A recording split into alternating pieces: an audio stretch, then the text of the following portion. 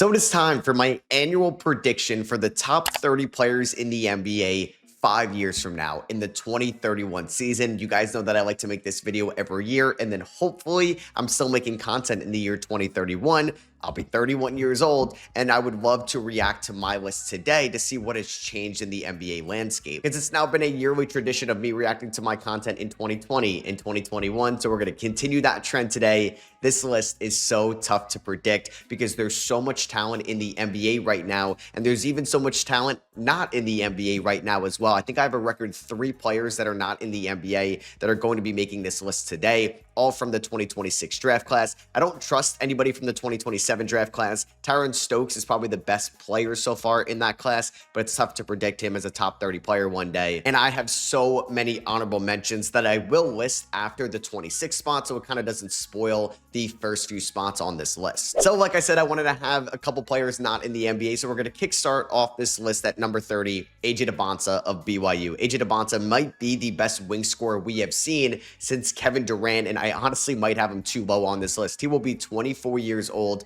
in the year 2031. I think it's a little bit tougher to predict for Dybantsa because I do think the other prospects could fit in a little bit better at the NBA level no matter what team they get drafted to. I think Dybantsa could maybe struggle a little bit if he ends up on a team trying to contend next year, like the Indiana Pacers in a way. And I mean struggle not really scoring or getting his buckets because he will do that at the NBA level, but maybe reaching his ceiling in the first 5 years in the league. I mean, he's averaging 24 points, 6 rebounds, 3.7 assists for the BYU Cougars this year. He has a real chance at going number 1 in the 2026 NBA draft. It's just tough to predict non-NBA players making this list. When I made this video last year, I only had one player from the 2025 draft, and that was Flagg making it. And I actually had somebody from the 2026 draft in last year's video as well. So we're going to kickstart off this list with somebody from the 2026 draft in Dybantsa. Let me know how you would rank the top 3 prospects in the 2026 draft in the year 2031. I feel like we all had a very similar childhood where you would go to your local corner store, you would try to buy some sports cards, you would open them, some players that have retired, some active players, you would throw them in your laminated binder, and you're just trying to collect cards, maybe you're trying to trade cards with your friends as well. And that's why I'm excited to partner up with Arena Club today and talk to you guys about how they made the card buying process so much easier. And you can rip now digital cards on Arena Club. Basically, the card buying process all online, so much more accessible to you. And it's not just basketball as well. They have soccer packs, baseball, they have One Piece, Pokemon, football as well. And these digital packs start at just $25, but they are real graded cards. And the moment you rip these packs as well, Arena Club will instantly offer you cash for your card based on the fair market value. And there's also a marketplace to buy these cards as well, like you're trading them with your friends out there. So you can go up here into the marketplace, find specific cards that you like. And I'm going to open up a Ruby basketball pack for you guys here today. It's a really cool animation, and it's always the suspense on what you can get. I opened up a pack with you guys last month as well, and we end up landing a Tyler Hero 2019 rookie card. Okay, we landed Tyler Hero Panini card, and then it basically will kind of tell you what the fair market value can be, and then you can obviously either accept the offer, or you could put it on the marketplace, or you could hold on to it as well. So yeah, jump into Arena Club, get 20% off your first slab pack or card by hitting arenaclub.com/SROS, arenaclub.com/SROS, and using that code SROS as well to get 20% off your first slab pack or card as well. Link will be in the description and the pinned comment below, and thank you to Arena Club for sponsoring today's video. So coming in at number 29, he was an honorable mention last year. He's going to be 28 years old in the year 2031. Amen Thompson of the Houston Rockets. Now, Amen Thompson is still one of the more athletic wing/guard defenders in the NBA right now. He's an amazing point of attack defender, transition defender, help defender. He's a freakish athlete in the 99th percentile of athletes in the NBA. He will be 28 years old, like I said, this year as a 23-year-old, averaging 17.5 points, 7.5 rebounds, and 5.5 assists, shooting 50% from the field. He's already been selected to an all-defensive team, and that was last year in 2025. There's a chance he can make an all-defensive team this year as well. The thing holding him back is maybe the offensive ceiling right now with Amen Thompson, who's been pretty much a non-shooter throughout his career at the Overtime Elite pre-draft, and he's shooting 21% on about a 3.5 a night in his 3 years in the NBA so far. So if that never really comes around, it's hard to put Amen Thompson any higher. I don't know if we're going to head towards a Ben Simmons trajectory, or maybe Amen Thompson is going to learn how to shoot. So I think I'm just being a little bit safe here, putting him here at 29. But if he does ever figure out a jump shot, he could be in the top 20. Coming in at number 28, I have Stephon Castle of the San Antonio Spurs. Stephon Castle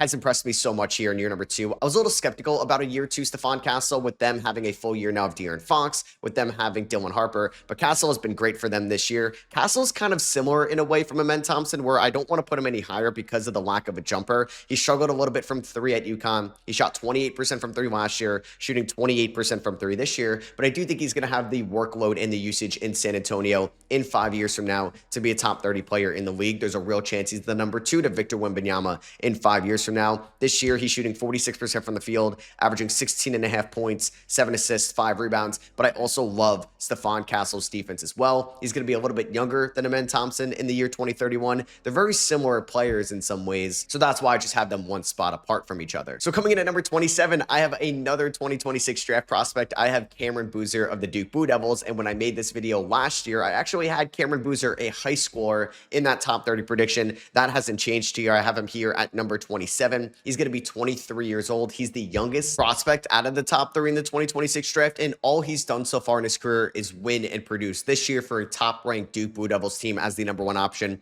23 points, 10 rebounds, 4 assists. He's shooting 58% from the field, 38% from 3. He is so skilled with the ball in his hands around the rim. He's a very good athlete. I know some people don't think he is, but no, he is a good athlete. He can operate so well out of the short roll. He can find guys in the corner. Great touch around the rim, like I said, and he's just somebody that's going to produce at the NBA level. He's shooting 38% from 3 as well. He's in a little bit of a tweener position. We'll see what he's listed at the combine as well, which could affect more of his draft stock in a way. Maybe it just separates him 1 to 2 or 2 to 3. Either way, I think Cameron Boozer will produce at the NBA level no matter who drafts him. Have him here at number 27. And the last player before I give you guys a bunch of honorable mentions, I have Jalen Duren coming in here at number 26. Definitely a new entry on this list. I know I didn't have him here last year. And in 2031, he's going to be 27 years old. He's an all-star this year at 22. He was the youngest player from that 2022 draft class. So it's kind of wild that he just turned 22 in November, and he's in year number 4, having the best year of his career, averaging just under 18 points per game,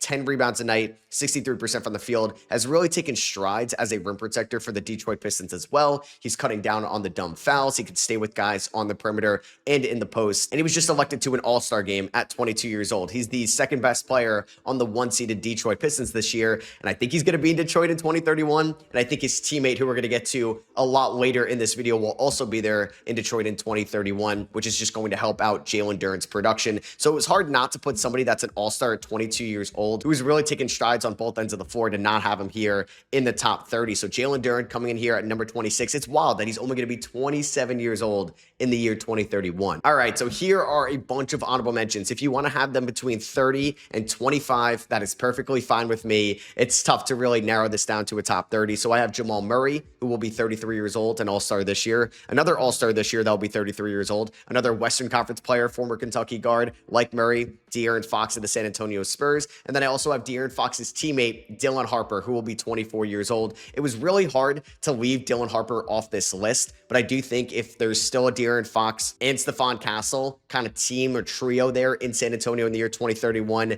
it's going to be tough for him to produce, and maybe he finds his stride a little bit later. He's just still going to be 24 years old. I have Con Knipple here, who's going to be 25 years old. Maybe Con is a top 20 player in the league by then, who knows? I have Trey Murphy, who's going to be 30 years old. I have Keontae George, who will be 27, VJ Edgecombe, who's going to be 25 years old as well. And then another player that I'm high on, I have Brandon Miller, who will also be 28 years old. So like I said, any one of those players that you want to put between 30 and 25, I'm perfectly fine with. And if you want to have them higher, let me know down below. All right, so this is where I got to try to think of some regression. And coming in here at number 25 and eventually at 24, I have 2 smaller guards that are both 29 right now that will both be 34 years old in the year 2031. First one, Donovan Mitchell of the Cleveland Cavaliers, who's averaging 29 points this year, 4.5 rebounds, 6 assists, shooting 48% from the field, 37% from 3, and 85% from the free throw line. He's the best player on this Cleveland Cavaliers team. Donovan Mitchell yet to make it to a conference finals in his career, but over the last few years, he's been a top 10, top 12 player in the NBA, and he might end up on an All-NBA first team this year. You never know with some of the injuries and the 65-game rule. Mitchell has been putting up MVP numbers. He was the #1 player on a 64-win Cavs team last year.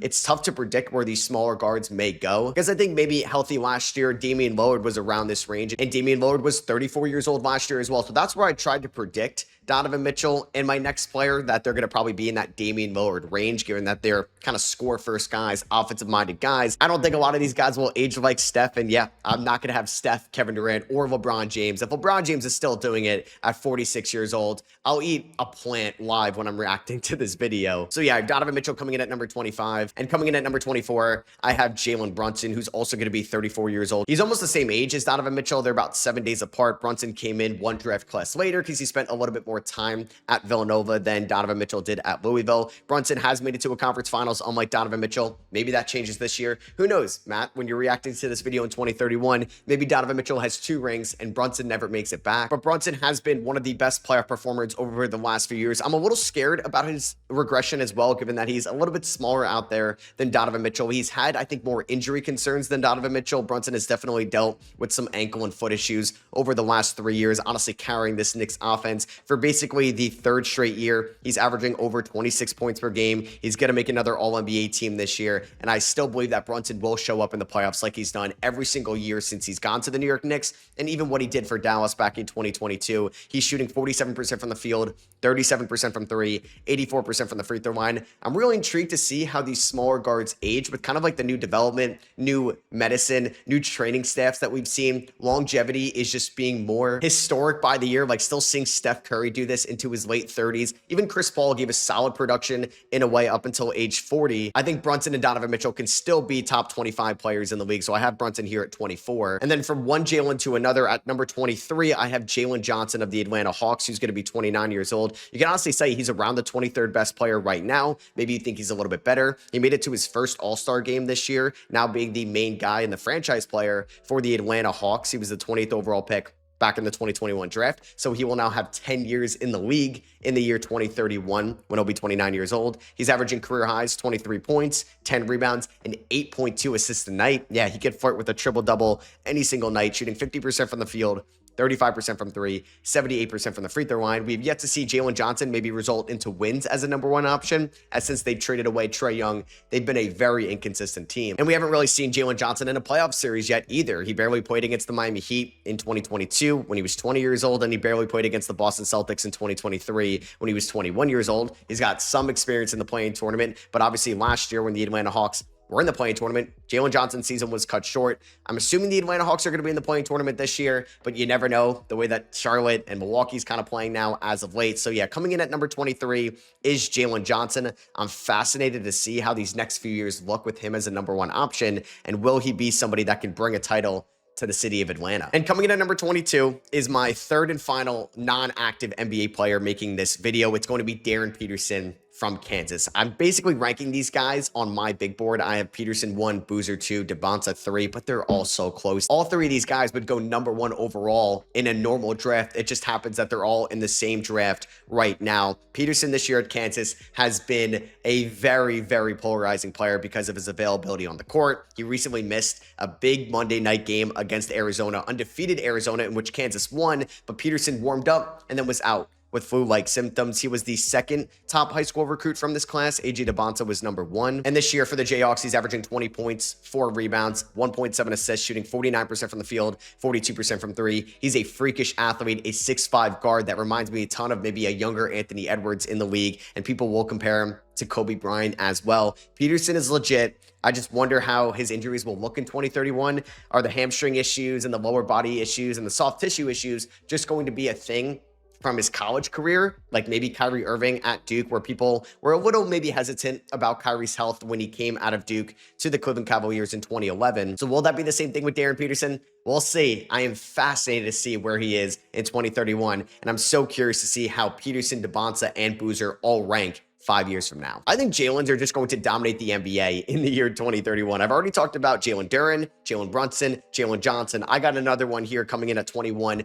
Jalen Williams, J-Dub of the Oklahoma City Thunder. He'll be 29 years old. He was just the number 2 offensive weapon on a team that just won an NBA final, so he's got that under his belt. He was an All-NBA member and an All-Defensive member in the 2025 season. This year, J-Dub has dealt with a ton of issues, hamstring issue, wrist issue, where he's missed about half the season. I still think he's been fine fine. It's 17 points, 5.5 assists, 4.5 rebounds. The numbers are down across the board, but I think this year is just going to be like an outlier in Jalen Williams' career, and we're going to look back on it that it wasn't the greatest play because of injuries, and we'll see how he looks healthier as they try to go back-to-back. How many rings will the Oklahoma City Thunder have in the year 2031? Will it just be 2025, or was that the start of a dynastic run? And I trust Jalen Williams' two-way ability as well. I trust his three-point shot to be fine over the next 5 years. I wonder if Jalen Williams is going to be running the offense. Are we ever going to get like a Jaylen Brown, Jayson Tatum year where we can actually see Jalen Williams handle the offense? Is he going to crumble? Can he rise up as a number one option? I'm fascinated to see if we see something like that in the next 5 years. So when I talked about Donovan Mitchell and Jalen Brunson at 25 and 24, they're both going to be 34 years old in 5 years from now, and they're both on the smaller side. So my next two spots are two other 34-year-olds in the year 2031, but I think their games are going to age a little bit better. So coming in at number 20, I have Devin Booker, who's a couple inches taller than Donovan Mitchell and Jalen Brunson, which I think can help out his offensive ability over time. I wonder if Booker is going to become more of like a post-style scorer in a way, and see if that ages well over time. This year, Booker, another all-star in his career. He's averaging 25 points, 4 rebounds, and 6 assists for an overachieving Phoenix Suns team that, who knows, could win a playoff series. He's a little bit younger than Donovan Mitchell and Jalen Brunson, and he was also in 3 draft classes before Brunson and 2 before Donovan Mitchell. And I hope he's a Phoenix Sun in 2031. I think there was maybe rumblings that Booker could have been traded last offseason after they bought out Bradley Beal and they traded away Kevin Durant. I think it'd be really cool for Booker to retire as a Phoenix Sun and for him to be 34 years old and still a Sun. I'm going to assume he's not going anywhere anytime soon. It would be hilarious and ironic if I'm reacting to this video in 5 years and Devin Booker is just on a completely different team. But I think Booker's offensive game is going to age a little bit better than Jalen Brunson and Donovan Mitchell. He doesn't rely as much on maybe his quickness and speed like somebody like Donovan Mitchell. And I guess just the size difference. And honestly, his track record, I trust Booker as well to age a little bit better than Jalen Brunson. So coming in at number 19, I have Jaylen Brown of the Boston Celtics. Like Devin Booker, Donovan Mitchell, and Brunson, he's 29 years old right now. He'll be 34 years old in the year 2031. We're seeing Jaylen Brown rise to the occasion as a number one option this year. There's talks that, hey, if Shai misses 17 games this year and Jokic misses 17 games, Jaylen Brown could win the MVP award for the Boston Celtics, who are the 2 seed right now in the Eastern Conference when I'm recording this, with no Jayson Tatum this year. They have a top-ranked offense in the NBA with Jaylen Brown for the first year as a number one option with this usage workload. 29 points, 7 rebounds, 4.5 assists a night, shooting 48% from the field, 35% from 3, and 77% from the free throw line. He's been money from mid-range this year. He's actually leading the NBA in field goal attempts and 2-point attempts this year. The turnovers are still very high, and they're still very frustrating turnovers, but Brown is still an elite two-way player in his prime right now. Will probably be a little bit out of his prime in 5 years from now, so I do wonder if his defense is going to regress. How is his athleticism going to look in the year 2031?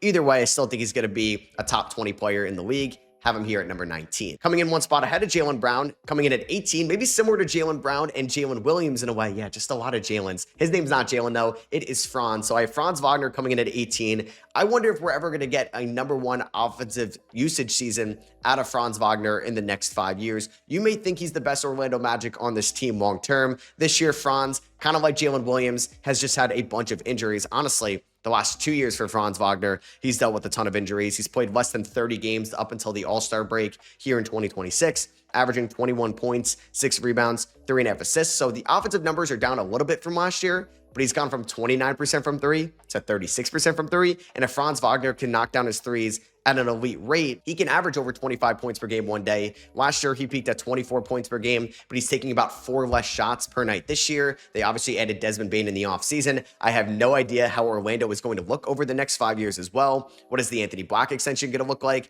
Will Desmond Bane be here? Will Jalen Suggs be here? How are you guys going to feel about my Paolo Banchero ranking, which is yet to come? But Franz is going to give you two-way ability. I think it's a very safe selection here to have him at number 18. Another safe selection here is 17, Chet Holmgren, who's going to be 28 years old in the year 2031. The current 23-year-old has a very decorated career so far. He's already won an NBA championship. This is technically year 3 for Chet as well from the 2022 draft class, given that he missed this whole rookie season due to an injury. He's averaging 17.5 points, which is a career high, 56% from the field, 35% from 3. He's averaging about 2 blocks a night again, 9 rebounds a night. I mean, he's somebody that could be an elite rim protector, a solid enough perimeter defender that's 7'1", given how quick he is, but he can also shoot 35+% from 3. It just gives you such an advantage to have a unicorn like this on the floor. He's basically what we thought Kristaps Porzingis would be earlier in his career. And if Chet just gets stronger, a little bit more physical out there, he could be a top 20 player in this league. I wonder if Chet Holmgren's ever going to be an offensive #1 weapon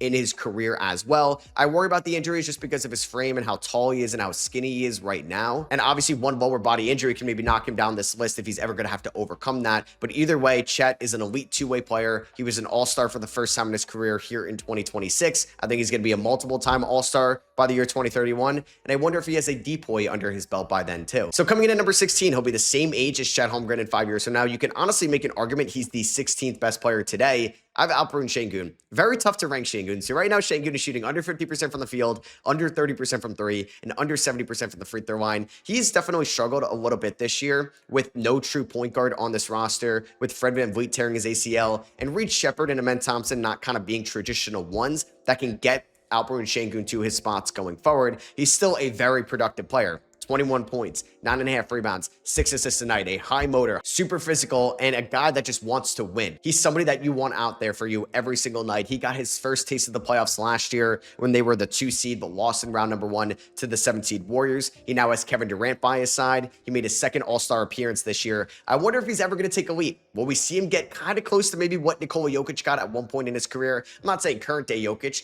but can Sengun maybe win an MVP in his career? Can he finish top 5 in MVP voting? Or is he going to be more like Dybantsa Sabonis, who didn't make this list? So coming in at number 15, another player like Chet Holmgren before who could compete for a Defensive Player of the Year award. He could win that award this year if Wemby misses enough time. Scottie Barnes. Scottie Barnes is going to be 29 years old. Another player that I wonder if he can ever handle the offensive #1 workload. He's not really succeeded as a #1 offensive weapon in his career. I would say this year it's been more so Brandon Ingram as the #1 scoring weapon, but as a complete player, yeah, Scottie Barnes is obviously the best player on the Toronto Raptors, given his elite defensive ability on the perimeter, in the post, as a rim protector. He can play the small ball 5. He can guard guards, speedy guards on the perimeter as well. Scottie in year number 5 is averaging 19 points, 8 rebounds, 5.5 assists. Basically the third year in a row he's averaging 19 points a game. Like Alperen Sengun, he just made his second All-Star appearance this season. Scottie's also been very inconsistent with his three-point shot in his career, peaking in that All-Star season in 2024, shooting 34% from 3.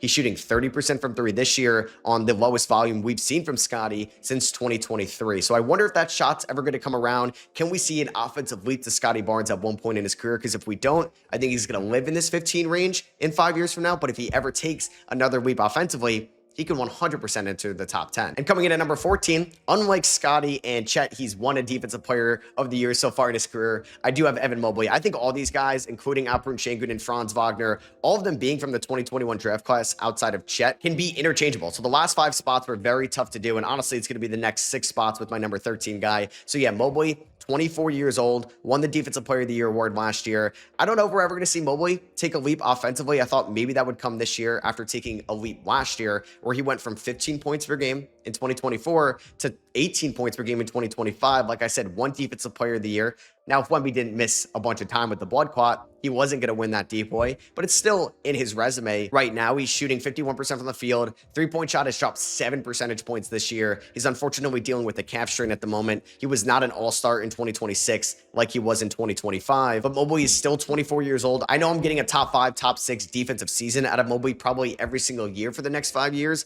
as long as he's healthy. I'm just hoping by 2031, I think we will see Evan Mobley as the full-time 5, and I wonder how the game opens up offensively for him if we ever see that change. And then maybe my most controversial take of the video, coming in at number 13, he's going to be 28 years old. I have Paolo Banchero, and I know Paolo Banchero has probably not even been a top 40 player this year, and he's got a max contract on the way that fully kicks in next season. Paolo has been so frustrating to watch with his efficiency, with his shot selection this year, with his movement without the ball. He should be somebody that's averaging 28 points a night. Last year for the Orlando Magic in 2025, in an injured season for Paolo, he averaged 26 points per game and looked like a top 10 player in the league in the second half when he was fully healthy. This year, 21 points, 8.5 rebounds, 4.8 assists. He's shooting 45% from the field, 50% on twos for somebody that's listed at 6'10", and he's shooting 30% from three. And it's not like he's Scottie Barnes defensively out there where you can live with Paolo Banchero being inefficient. He takes way too many pull-up jumpers,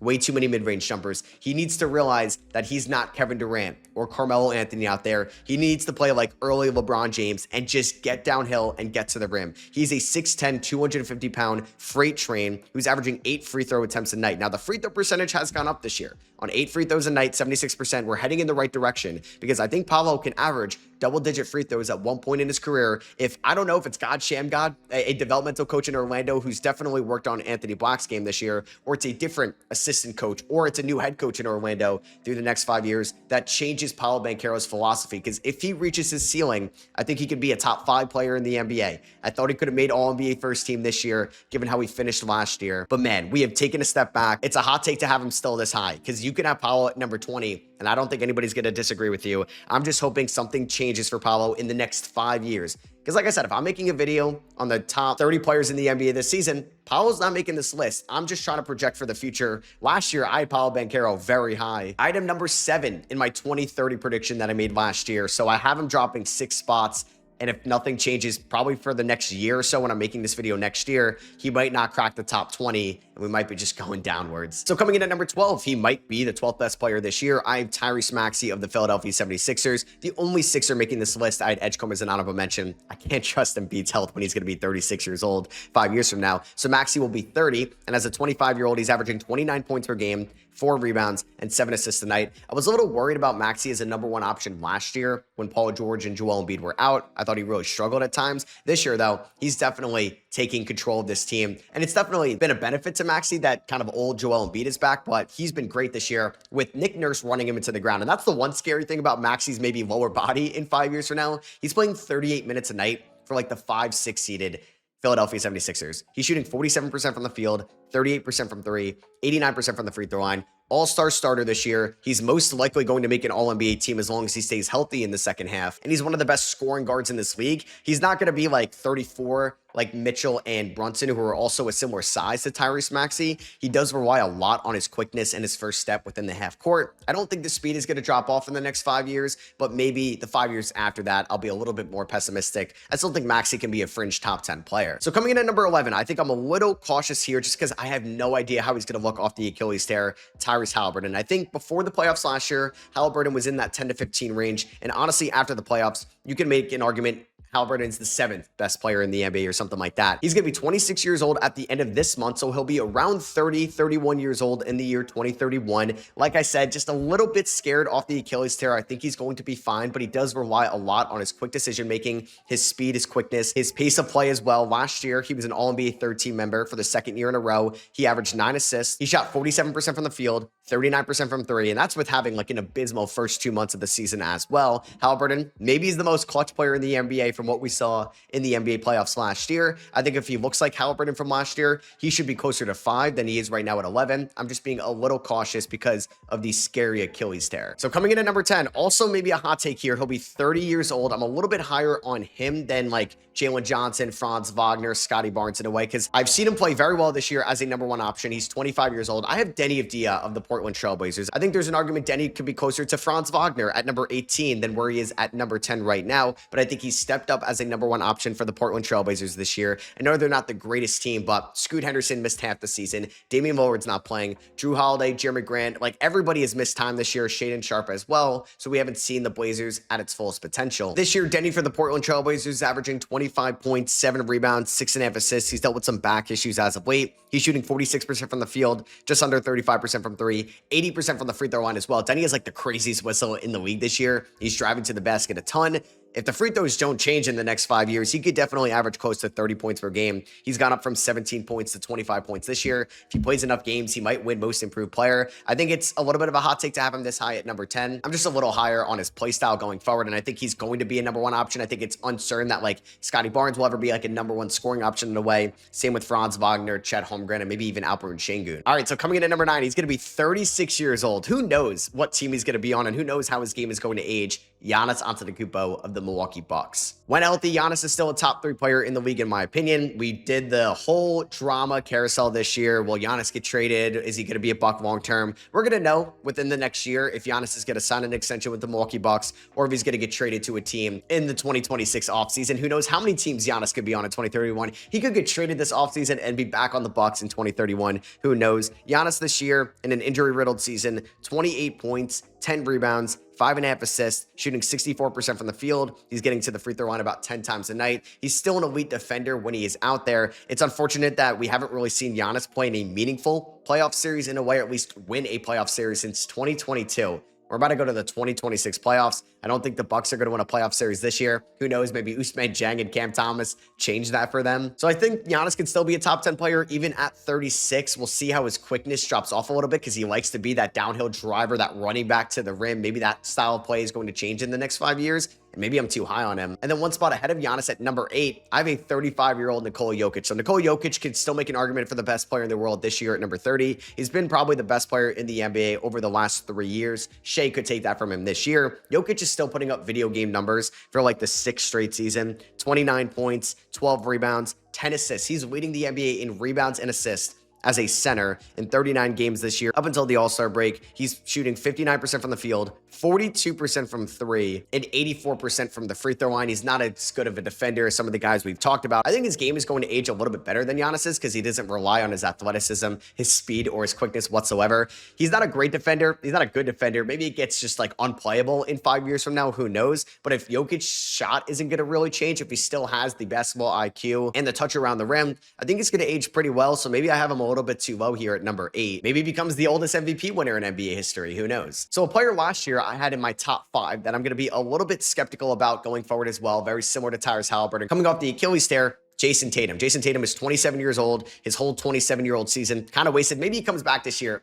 We don't know. He's practicing with the main Celtics right now. How does he even look when he comes back this year? Is he going to play 30 minutes a night in a playoff series? Is Jaylen Brown still going to be number 1 on the team offensively? We'll have to wait and see, but he's going to be 32 years old in 2031, not 19. His last season for the Celtics, he was 4th in MVP voting, All-NBA first team, was an All-Star, averaged 27 points, 9 rebounds, 6 assists. He's won an NBA title. He's won a lot of playoff games in his career as a 27-year-old. Normally, I would probably have Tatum number 3 or number 4 on this list, maybe even number 2, honestly, if we didn't see that Achilles tear, because I think his game is going to age fine over the next 5 years. But off the Achilles tear, I got to be a little cautious and a little conservative with his ranking. Have him here at number 7. And coming here at number 6, I'm very curious to see how his game aged. The fact that he's still 26 right now blows my mind with his resume, and he's already been traded. He'll be 31 years old in the year 2031. Luka Doncic of the Los Angeles Lakers. Will he be with the Lakers in 2031? Who knows? But Luka this year feels like he's getting a lot more hate than usual defensively.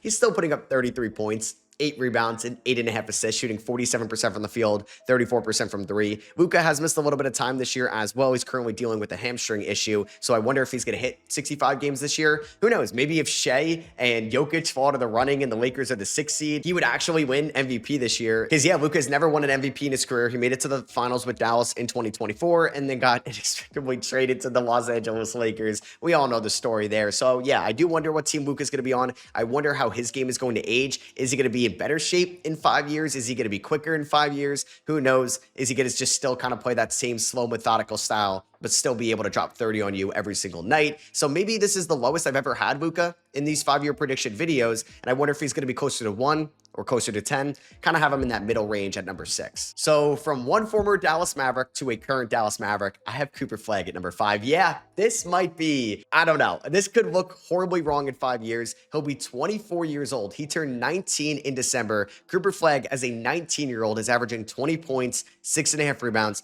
4 assists, shooting 48% from the field, 30% from 3, and 80% from the free throw line. I guarantee you in the next 5 years, at least one season, we're going to see Cooper Flagg shoot above 36% from 3. I'm very confident that he will at one point till then. Cooper Flagg is also almost an elite defender, at least an elite defender for somebody at 19 years old. He's not going to make an all-defensive team this year, but I'm pretty confident to think that he's going to make at least one all-defensive team in the next 5 years. So I'm getting an elite two-way wing that's maybe not even in his prime yet at the age of 24. I wonder how much success he's going to bring to the Dallas Mavericks. Will they win a playoff series in the next 5 years with Cooper Flagg? I've just been so impressed by him in year number one. He's a 6'9" two-way wing that's already looking so comfortable as a number one option after a slower start because he had basically no real point guard out there, and maybe Jason Kidd was trying to sabotage the team at the start of the year to get Nico Harrison fired. Either way, Cooper Flagg is a franchise player in Dallas. He's going to be 1 to 2 years off his rookie contract in the year 2031, and I think he's going to be the 5th best player in the NBA. Coming in at number 4, I have another number 1 overall pick. We actually have 3 of them in a row, but coming in at number 4, the 2021 number 1 overall pick, just a loaded draft class, man. We have Cade Cunningham here at number 4, joining Scottie Barnes,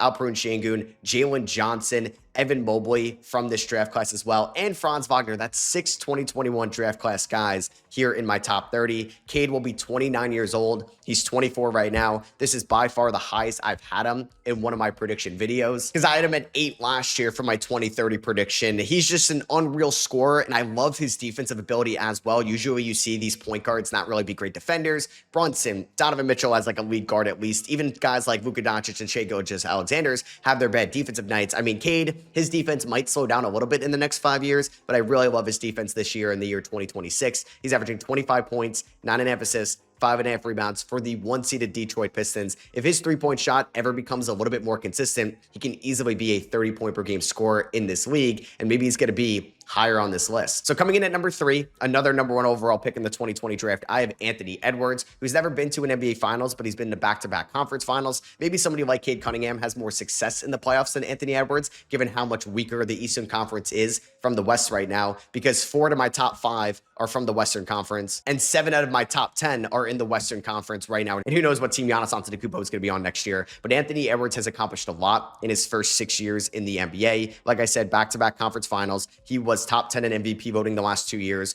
All-NBA second team the last 2 years as well, and that shouldn't change this year. Who knows? Maybe Minnesota goes on a run in the second half, and Anthony Edwards ends up winning MVP. He's averaging 29 points, 5 rebounds, 3.7 assists, shooting 49% from the field. His three-point shooting development over the last 2 years has been insane, still shooting 40% from 3 this year, and he's shooting about 80% from the free throw line. I love his defensive intensity late in games, and I'm excited to see how he looks in the playoffs again over the next 5 years. I wonder if he wins a title by 2031. So coming in at number 2, I have Shai Gilgeous-Alexander, who's going to be 32 years old. Maybe there's a chance Shai is still the best in the world. If you think he's the best in the world today, it's between him or Jokic, or maybe you think he's going to be closer to 10. Maybe you think he's not going to age the best going forward. Maybe the NBA makes some drastic rule change where he doesn't get as many foul calls, or anybody here doesn't get 10 free throws a night anymore, and they're a little bit less lenient with some of these whistles, because Shai Gilgeous-Alexander has been the best scorer in the NBA over the last maybe 4 seasons, 32 points per game this year. He might not win the scoring title. That probably will go to Luka. Shai is currently out right now as well, so he might not even be eligible to an MVP. We'll see, but he's the reigning MVP, reigning finals MVP. He's shooting 39% from 3 this season,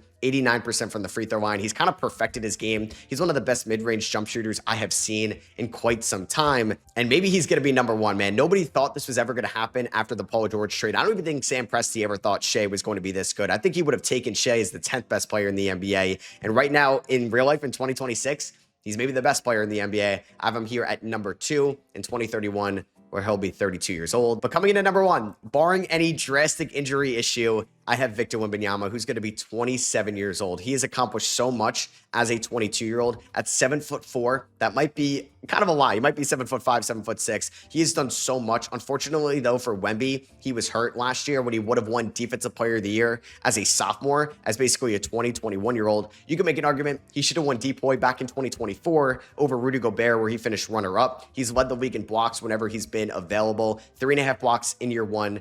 3.8 blocks last year and 2.7 blocks this year. Wemby shooting 51% from the field, 36% from 3, 24 points, 11 rebounds, 3 assists, a steal as well. I am so excited to finally see Wemby in the playoffs. How do teams adjust and attack Wemby in the playoffs? What does he look in a 7-game series? Could he carry the Spurs to an NBA Finals as a 22-year-old in his first year in the postseason? But yeah, as long as Wemby doesn't suffer any scary injuries in the next 5 years, I feel very confident that he's going to be the best player in the league in 2031. I hope he plays enough this year to win Defensive Player of the Year. He can't really miss many more games this season because he's definitely the best defensive player in the league. I don't think that's going to change in the next 5 years either. We'll see if he has just like some out-of-body experience season where he's averaging 30 points, 14 rebounds, 5 assists a night, 4 blocks a night, DPOY MVP. We'll see it maybe happen in the next 5 years. I got Wemby at number 1. So yeah, I hope you guys did enjoy. If you did, I would appreciate you dropping a thumbs up. Let me know maybe how your top 5, top 10 would look as well. Let me know what you agree with, disagree with down below. Subscribe for more content like this. And then yeah, maybe you can be subscribed in 5 years from now when we react to this video. I'll catch you on the next one. Peace.